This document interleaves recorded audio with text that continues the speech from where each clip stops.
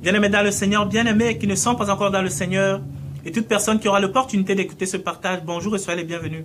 Le thème de notre partage ce matin va être intitulé « Dieu ne sert pas les intérêts personnels ». S'il est vrai que Dieu sauve de manière individuelle et personnelle, Dieu ne sert pas les intérêts personnels, bien-aimés. Dieu n'a d'intérêt et ne sert que les intérêts propres à lui. C'est pourquoi c'est au travers de ses intérêts propres à lui, Dieu, qu'il donne ou pas l'esprit, le souffle à tout un chacun, bien-aimé. Et c'est pourquoi il semblait ici aux apôtres dans le livre de Philippiens de leur rappeler d'avoir un même esprit, d'avoir une même disposition, d'avoir une même communion, d'avoir un même amour. Bien-aimés, nous savons que trouver dans le monde actuel des personnes qui partagent exactement les mêmes manières de voir les choses, qui partagent exactement les mêmes envies, les mêmes besoins, c'est quelque chose de très très difficile et c'est quelque chose de très rare. C'est pourquoi je crois que pour ma part ici, les apôtres parlaient de quelque chose de hautement spirituel, de grandement spirituel, parce que, pour un exemple terre à terre très simple, dans même nos maisons, nous avons des enfants, nous avons des parents. Les parents n'ont pas les mêmes ambitions que les enfants. Les enfants n'ont pas la même manière de voir les choses que les parents. Pourtant, ils habitent tous ensemble dans nos congrégations où les gens sont réunis, où le but devait être de rechercher une chose commune. Nous nous rendons compte, bien aimés dans le Seigneur, que dans les congrégations, c'est quelque chose de facile à comprendre, que chacun vient pour son intérêt personnel. D'autres viennent pour pouvoir réussir dans les études, d'autres viennent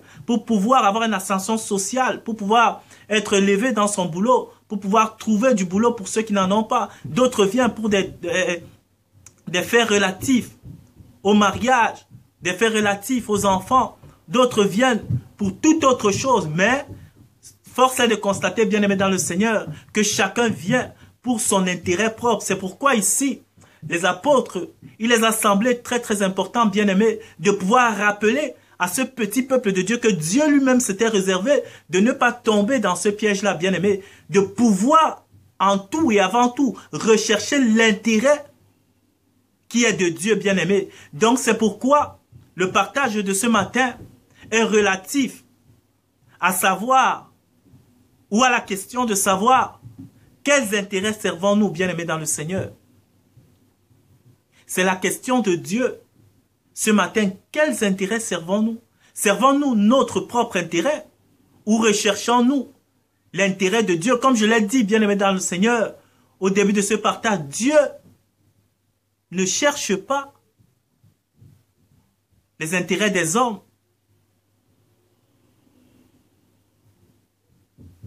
Dieu cherche d'abord et avant tout son propre intérêt. Pourquoi? Parce qu'il sait que son intérêt à lui est lié à l'intérêt éternel de l'homme, bien-aimé dans le Seigneur. L'intérêt de Dieu, c'est pourquoi la Bible dit que Dieu ne partage sa gloire avec personne. Dieu sait qu'en recherchant son intérêt, bien-aimé dans le Seigneur, ceux qui sont en lui, ils trouvent pleinement leur compte, bien-aimé dans le Seigneur. Ils trouvent pleinement leur compte. C'est pourquoi l'attachement ici aux choses que nous allons voir dans Philippiens 2, bien-aimés dans le Seigneur, même si on va parler des choses différentes, mais l'essence est unique, l'essence est une seule. C'est ici, bien-aimé, de chercher l'intérêt de Dieu au travers de Christ Jésus, bien-aimé dans le Seigneur. Nous allons vite lire Philippiens 2, 1 à 5. Il est écrit là. S'il est vrai que dans le Christ, on se réconforte les uns les autres, si l'on s'encourage dans un amour profond, si l'on est en communion dans l'esprit, si l'on a de la tendresse et de la pitié, alors, pour que ma joie soit complète, ayez les mêmes dispositions, ayez le même amour, ayez les mêmes sentiments, recherchez l'unité, bien-aimée dans le Seigneur. Si dans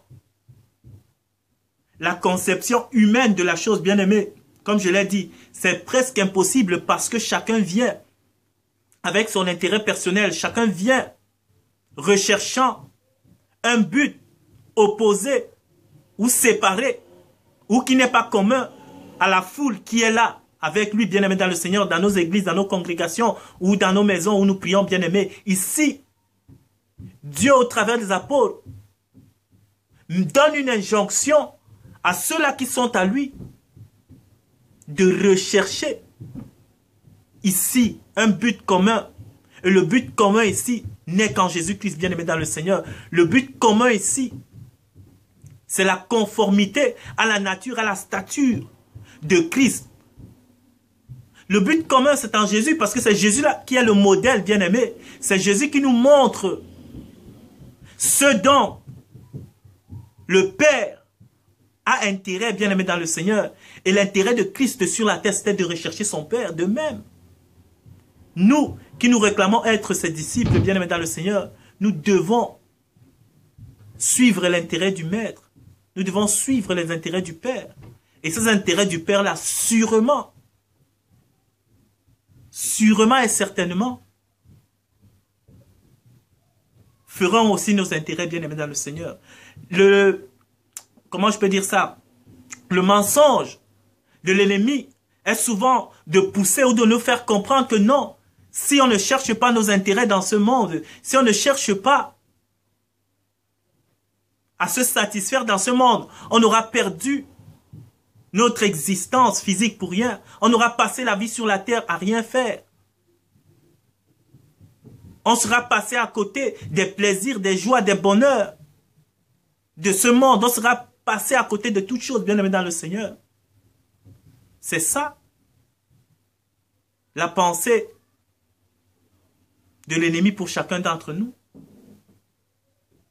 Et mettant ces choses qui sont physiques, parce que quand l'ennemi met ça en pensée, ce n'est pas des choses qu'on ne voit pas, hein, ce n'est pas des choses que l'on a fabriquées, non, ce sont des choses qui sont là, claires et nettes.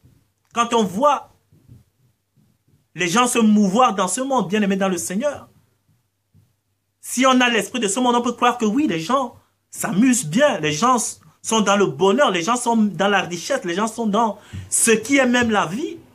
Puisque quand on les voit, quand vous voyez des gens en boîte de nuit avec des champagnes, en boîte de nuit avec des cigares, en boîte de nuit, l'argent coule à flot. Mais on se dit, mais c'est ça même. Et ce n'est pas des choses qu'on invente, ce sont des choses physiques.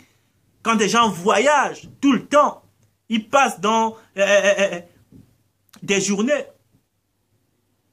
dans des palaces. Mais ce sont des choses qu'on voit, bien aimés. On prend soin d'eux, la thalassothérapie.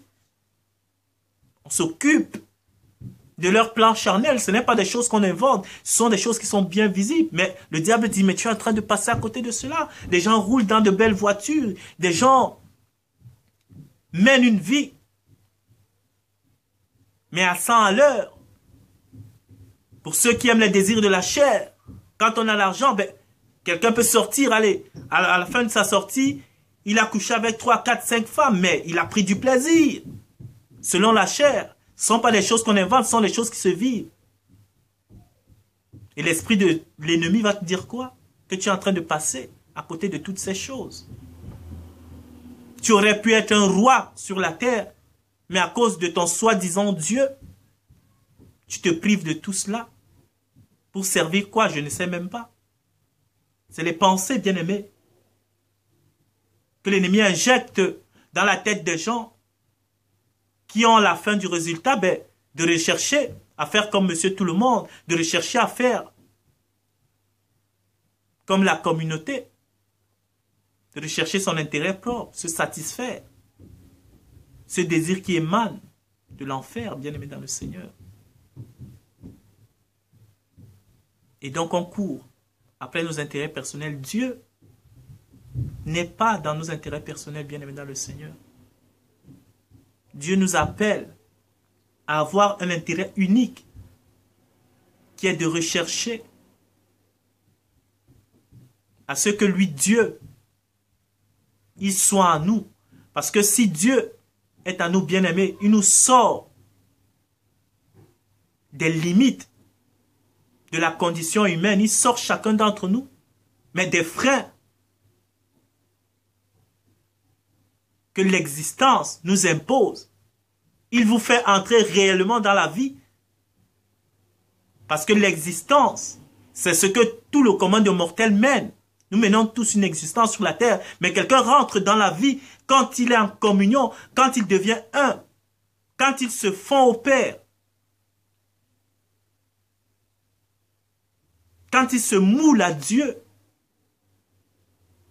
c'est là où il rentre réellement dans la vie. Parce que quand tu te moules à Dieu, ben, il te donne ce qu'il est, il te communique ce qu'il est. Tu deviens, tu commences à voir les choses telles que lui les voit. Il te donne son intelligence. Il te donne de sa sagesse. Tu ne deviens plus complexé par ce qui est.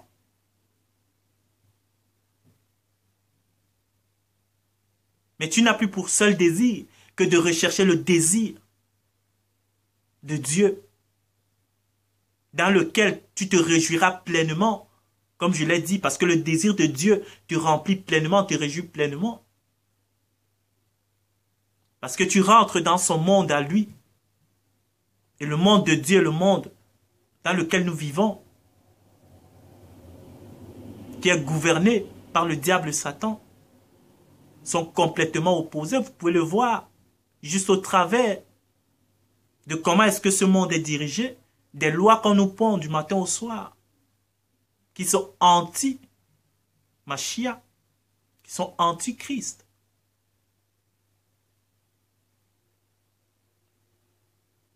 Donc, bien-aimés, recherchons l'intérêt de Dieu dans nos vies. Si tu recherches l'intérêt de Dieu, Dieu ne va pas te laisser sur le carreau. Dieu ne va pas négliger ta partie corps, parce que c'est ce que le Satan, le diable nous fait souvent penser que si on se donne entièrement, totalement à Dieu, ben, la partie charnelle ne sera pas satisfaite. Oui, elle ne sera pas satisfaite selon les désirs de la chair. Dieu pourvoira dans la limite des besoins qui sont imposés à la chair. Il ne te laissera pas nu. Il ne te laissera pas mourir de faim. Et même si, je dis souvent dans mes partages, même si il arrive que tu dors sans manger, même s'il arrive que tu n'as pas un toit, est-ce que cela est un motif pour abandonner ton Elohim?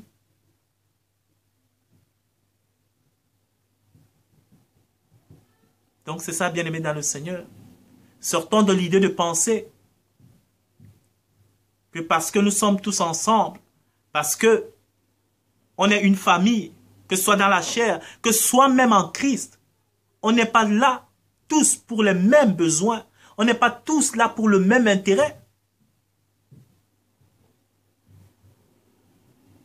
Et c'est ça le drame, bien-aimé dans le Seigneur. Nous devions tous rechercher l'intérêt de Dieu, mais aujourd'hui, dans nos communautés, dans nos congrégations, on s'en fout. Si tel frère ou telle sœur n'est pas en conformité avec le Seigneur, si tel frère ou telle sœur n'a pas compris telle ou telle chose qui vient de la parole, ce n'est pas des questions prioritaires dans nos congrégations, dans nos communautés. Les questions prioritaires, c'est de savoir, oh frère, tu as déjà trouvé du travail? Frère, est-ce que tu as réparé ta voiture? Frère, ta maison, tu arrives à payer tes factures? Frère, ce n'est pas des choses mauvaises en soi. Mais ce sont des choses qui égarent, bien aimés dans le Seigneur. La première chose, et la chose la plus importante qui devrait être une priorité pour chacun des croyants, c'est de savoir si lui-même, il est en conformité, si lui-même, il est en train de suivre les voies de Christ, si lui-même cherche les intérêts du Père, et si son frère, sa sœur à côté de lui est en train de chercher les intérêts du royaume. Ça devrait être ça, bien aimé dans le Seigneur. L'intérêt primordial et prioritaire de tout un chacun. Mais non, c'est tout autre chose. C'est des questions tout à fait totalement naturelles, charnelles.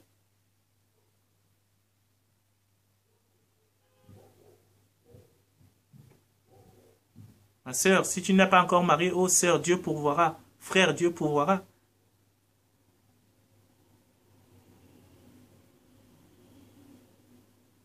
Voilà ce qui nous intéresse. Tu as reçu ton visa, mon frère. Ah non, on m'a refusé le visa. Dieu pourvoira, mon frère. Dieu... On ne s'occupe que de ces choses-là.